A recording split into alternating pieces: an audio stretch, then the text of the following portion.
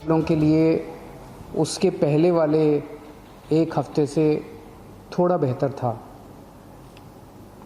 पिछले एक हफ्ते में उसके पहले वाले एक हफ्ते से कम केस आए, कम लोगों की मृत्यु हुई और काफ़ी लोग ठीक होकर अपने घर गए हैं। मैं आपके सामने कुछ डेटा रखना चाहूँगा। कोरोना जब से शुरू हुआ, 7वें हफ्ते में, पिछले हफ्ते में 7वें हफ्ते में 850 केस आए थे। एक बार तो हम घबरा गए थे। मैंने आप लोगों के सबके सामने आके कहा था कि बहुत तेज़ी से फैल रहा है। 850 नए केस आए थे 7वें हफ्ते में, और पिछले हफ्ते 8वें हफ्ते में 622 केस आए हैं, थोड़े कम हुए।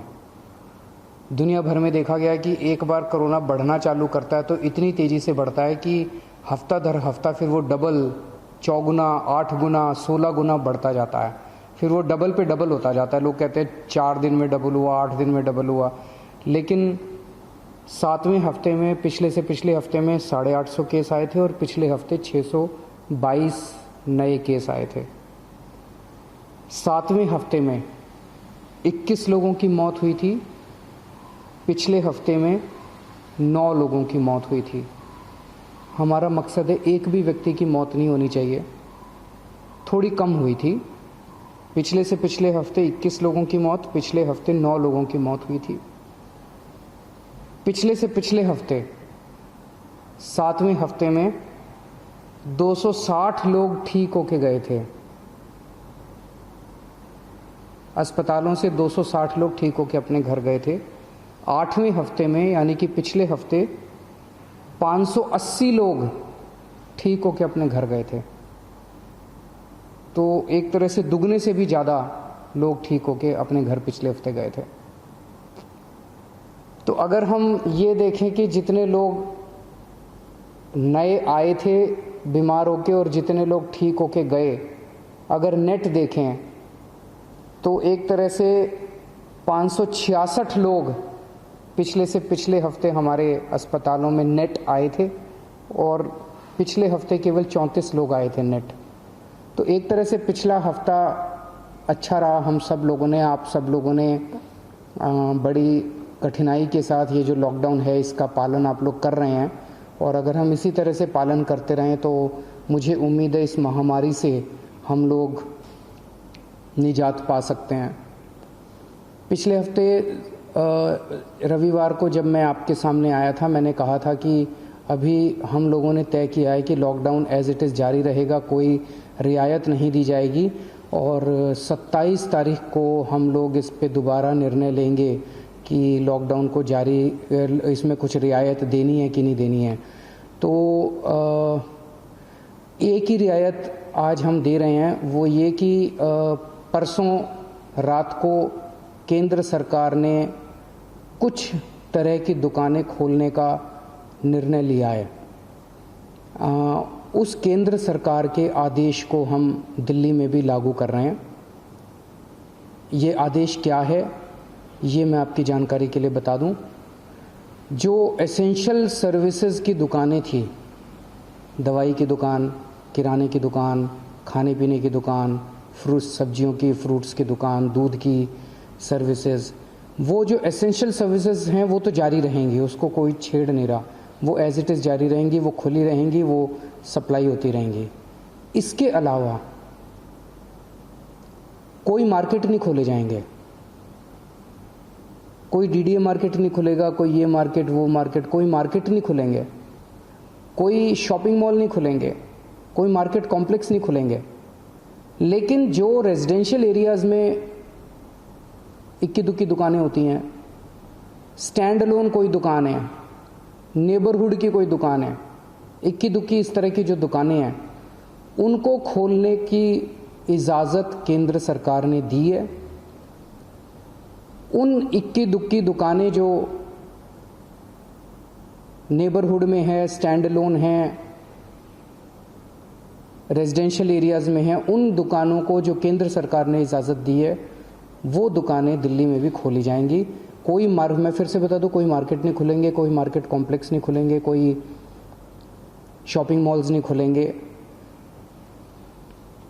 लेकिन कंटेनमेंट एरिया में वो भी नहीं खुलेगी। जो इक्की दुक्की दुकानें मैं बात कर रहा हूँ, कंटेनमेंट एरिया वो एरिया है जहाँ पे हम लोगों ने सख्ती की हुई है, सील किया हुआ उन एरियाज़ को जहाँ पे कोरोना के ज़्यादा केसेस निकल के आ रहे हैं। उन एरियाज़ में किसी भी किस्म की दुकान को खोलने की कोई इजाज़त नहीं रहेगी। इसके अलावा अगला एक और हफ़्ता, ये जो एक ऑर्डर आया है परसों केंद्र सरकार का, इसके अलावा और कोई कुछ खोलने की हम इजाज़त अगले एक हफ़्ते तक, 3 मई तक और नहीं दे रहे। 3 महीने तक यथावत इसी तरह से जो रेस्ट्रिक्शंस हैं वो जारी रहेंगी। ये हमारे लिए बहुत कठिनाई का समय है। बड़ी कठिनाई से पिछले एक हफ़्ते में आप सब लोगों ने मेहनत करके कोरोना को पे काबू पाया है। हमें इसे जारी रखना है, किसी भी तरह से इसको अब आगे और बढ़ने नहीं देना।